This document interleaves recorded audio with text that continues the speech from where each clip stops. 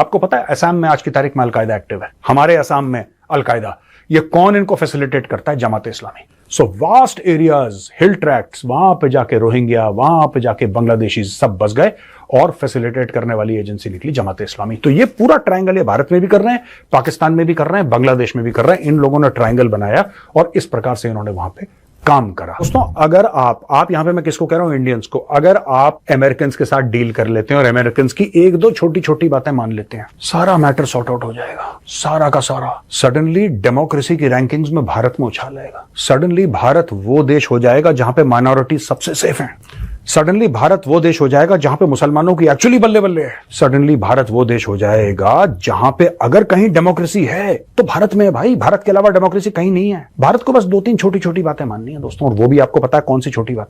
America के साथ धंधा पानी बना के रखो, रूस के खिलाफ बयानबाजी करो, यूक्रेन को हथियार प्रोवाइड करो, ठीक है। और जो अमेरिकन चाह रहे हैं, अमेरिकन की दो चार छोटी मोटी बातें, फिर आप देखो इन्होंने वही धमकी जो शेख हसीना को दी थी, राइट, जो इमरान खान को दी थी, वही इन्होंने कोशिश करी भारत में। और दोस्तों, बहुत नुकसान हुआ भारत को। मैं डिटेल में नहीं जाऊंगा क्योंकि फिर मामला पॉलिटिकल हो जाएगा, लेकिन आज मैंने सोचा आपको आज ना ये बात बताई दूं जो पूरा हमारा मीडिया बोल रहा है ना, आईएसआई। क्यों आईएसआई में इतनी औकात नहीं है कि वो तख्ता पलट कर दे, पर हां, आईएसआई के पुराने रिश्ते हैं जमात इस्लामी से, और जमात टू जमात, यानी कि बांग्लादेश जमात इस्लामी, पाकिस्तान जमात इस्लामी, भारत जमात इस्लामी। जो आईएसआई बगल के अफगानिस्तान में कुछ नहीं कर पा रही, वो हजारों किलोमीटर दूर जाके बांग्लादेश में क्या करेगी? ये एक पॉइंट ऑफ व्यू है, राइट। ये कहना कि आईएसआई खुद अपने देश में तो कुछ कर नहीं पा रही। आईएसआई इज अनविलिंग और अनेबल और इनकेपेबल, जो भी आप कह लें, चाहे उसका मन नहीं है, चाहे उसकी मन। अब हम लोग ये कह रहे हैं कि साहब, शेख हसीना की सरकार आईएसआई ने गिरा दी, और इमरान खान ने हर समय यही कहा था। डायरेक्टली ये नहीं बोला कि आईएसआई ने मेरी सरकार गिरा दी, उसने बोला आईएसआई फौज मिल गए अमेरिकन के साथ, और अमेरिकन, उसने वो नाम भी लिया था डोनाल्ड का, और उसने बोला था ये बंदा है और ये साइफर है, ठीक है, ये बंदा है, ये साइफर है, मेरी सरकार ऐसे गिरी। यही इमरान खान ने बोला, वही शेख हसीना बोल रही है। इन दोनों के डायलॉग बिल्कुल सेम है। इमरान खान शेख हसीना को पट्टी पढ़ा नहीं सकता क्योंकि इमरान खान जेल में है, ठीक है, और पट्टी पढ़ाएगा क्यों वो? अब आप सोचिए, ऐसा कैसे हो सकता है कि दो देश, दोनों मुस्लिम देश, दोनों देशों में जमात इस्लामी स्ट्रांग, दोनों देशों में जमात इस्लामी स्ट्रांग, दोनों देशों में तख्ता पलट में जमात इस्लामी का हाथ। अब पाकिस्तान का तख्ता पलट फौज ने करवाया, जनरल बाजवा ने करवाया, यह बात तय है, राइट। लेकिन क्यों करवाया? उसके पीछे सीपैक भी कारण हो सकता है, चाइनीज भी कारण हो सकता है, लेकिन इमरान खान ने ऐसा बोला था कि अमेरिकन मेरे पीछे पड़े हैं।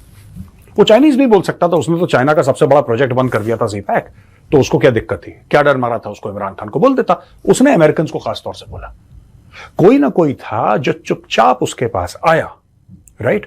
और पहले मुझे भी बहुत डाउट था, मुझे लग रहा था कि इमरान खान ने ऐसे अमेरिकन को ब्लेम कर रहा है क्योंकि एंटी अमेरिकनिज्म है पाकिस्तान में, और मैंने कई वीडियोस भी बनाई। लेकिन जब से बांग्लादेश वाला मैटर हुआ है और शेख हसीना ने वही बात बोली, एग्जैक्टली वही बात बोली जो इमरान खान ने बोली, तब मेरा दिमाग ठनका कि यार हो सकता है खान की बात में कुछ सच्चाई हो, कुछ खान ने सोचा है, तब खान ने बोला है। कोई गोरा आया है खान के पास ये प्रोजेक्ट लेके कि सर आप हमें यहां पे जमीन दे दें, हम यहां से ड्रोन उड़ाएंगे, और खान ने बोला एब्सोल्युटली नॉट। उसको जो बोला खान ने टीवी पे बोल दिया। अच्छा, एक बात बताओ यार, छोटी सी बात है, अगर इमरान खान ने टेलीविजन पे एब्सोल्युटली नॉट बोल दिया तो फिर अमेरिकन क्यों खफा होगा? टेलीविजन पर 10 लोग 10 गालियां देते हैं, नोबडी केयर्स। आपने टीवी पे क्या बोला? अगर आप प्राइवेटली बोलेंगे या उनके डायरेक्टली उनके हेड ऑफ स्टेट को बोलेंगे या किसी को फॉर्मल चैनल से आप बोलेंगे, तब मैटर है। आप बोलेंगे ठीक है हम नहीं देना चाहते ड्रोन। पाकिस्तान का इतिहास रहा है, पहले इमरान खान से पहले यही होता था, एब्सोल्युटली नॉट। इमरान खान पहले वाला नहीं था, इमरान खान पहला नहीं था प्रधानमंत्री या राष्ट्रपति पाकिस्तान का, राइट। इवन यहां पर राष्ट्रपति भी इन्वॉल्व है जरदारी लेवल के, जिसने पहली बार बोला वो एब्सोल्युटली नॉट। इमरान खान पहला प्रधानमंत्री था पाकिस्तान का जिसने बोला एब्सोल्युटली नॉट और डेफिनेटली नॉट। यानी कि पब्लिक को बेवकूफ बनाने के लिए हम ड्रोन नहीं देंगे, हम बेसिस नहीं देंगे, हम एयर बेसिस नहीं देंगे, हम ये नहीं करेंगे, वो नहीं करेंगे, लोग बोलते थे और फिर चुपचाप दे देते थे।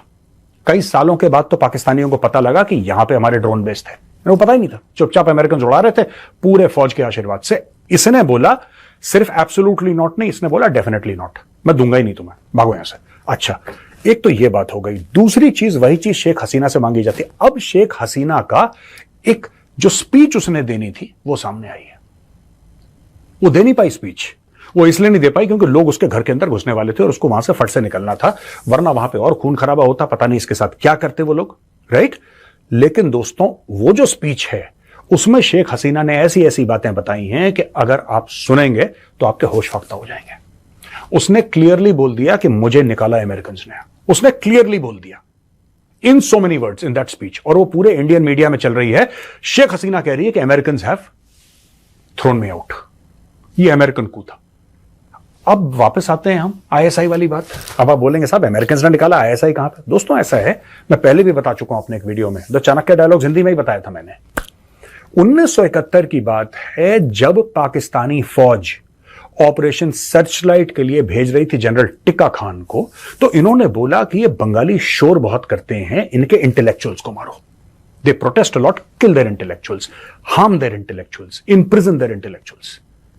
अच्छा, बात यह थी कि जो बंगालीज पाकिस्तानी आर्मी में थे, right, most of them they picked up arms against the Pakistani state. उसमें से 99% ने बगावत कर दी, बोला कि हम तुम्हारी बात मानते नहीं, भागो यहां से। यह बात सही है, राइट। एक और किस्सा हुआ था, मैं आपको बताना चाहता हूं कि एक बंगाली अफसर था, उसके पास पिस्टल थी, उसकी सर्विस पिस्टल जो होती है ना, और वो ऐसे सब सारे अफसर खड़े हुए थे और वहां पे पाकिस्तानी जनरल, ठीक है, वहां पे सामने पाकिस्तानी जनरल नियाजी खड़ा होकर स्पीच दे रहा, वहां पे सारे ऑफिसर्स को बुला के कि हम इन बंगालियों को ऐसा सबक सिखाएंगे कि देख लेना। और ठीक है, फिर वो बंगाली था, उसने बोला कि ठीक है यार, वो मिलिट्री वाला आदमी है, उसकी ऐसी डायरेक्ट बात करने की आदत है, कोई बात नहीं। फिर आपको पता है पाकिस्तानी जनरल ने एक बात बोली, और उसके बाद क्या हुआ? पाकिस्तानी जनरल ने बोला कि मैं इनकी नस्लें बदल दूंगा, विच मीन्स दैट उस समय जो पाकिस्तान का जो पूरा ईस्टर्न थिएटर देख रहा था, ए.के. नियाजी, उस जनरल ने एक्चुअली बोला है कि बंगाली वुमेन का रेप करो। That is what he meant by कि नस्ल बदल दो। ये जो बंगाली अफसर है, ये इतना अपसेट हो गया, इतना अपसेट हो गया, इसने क्या करा, ये चुपचाप गया कोने में, आई थिंक बाथरूम के अंदर या किसी कमरे में गया, इसने पिस्टल निकाली and he shot himself. This is a true story, आप जाके इंटरनेट पे देख लो इसको, ठीक है। और दोस्तों, जब पाकिस्तानी आर्मी ने बंगालीज को और खासतौर से बंगाली इंटेलेक्चुअल्स को जब टारगेट करना शुरू करा, एक एक करके उनको, उनकी विमेन को टारगेट करना शुरू करा, तो जो ऑर्गेनाइजेशन उनकी मदद कर रही थी आइडेंटिफिकेशन में, वो थी जमाते इस्लामी। वो थी जमाते इस्लामी दोस्तों। वही जमाते इस्लामी उसका एक भाग था। जमाते इस्लामी भारत में भी है।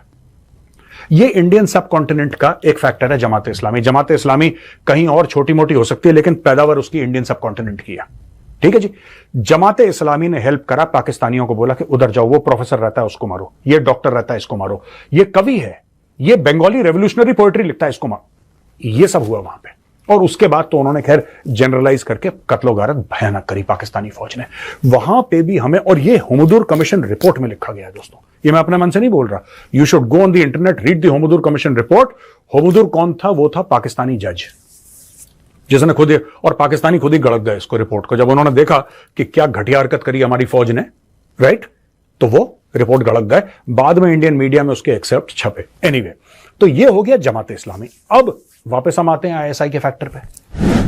तो दोस्तों, फिर ये बात ऐसी हो जाती है कि अगर अमेरिका ये चाहता है कि शेख हसीना की सरकार गिरे, तो स्ट्रीट पावर, देखिए स्टूडेंट जो है यूनिवर्सिटी के, वो तो शहरों में है, वो तो शहरों में, ढाका में, चिटगांग में, और भी उनके जो छोटे मोटे शहर होंगे वहां पे, और वहां पे उन्होंने प्रेशर बिल्ड करा। लेकिन सब लोगों को इकट्ठा करना स्ट्रीट पावर जमात के पास है, हार्डकोर स्ट्रीट पावर। जो वायलेंस, ये जो आपको ज्यादातर लोग दिख रहे हैं जो उल्टी सीधी हरकतें कर रहे हैं, चोरी कर रहे हैं, मर्डर कर रहे हैं, ये जमात इस्लामी वाले हैं। इसमें से ज्यादातर जमात इस्लामी वाले हैं। जमात की हिस्ट्री रही है दोस्तों।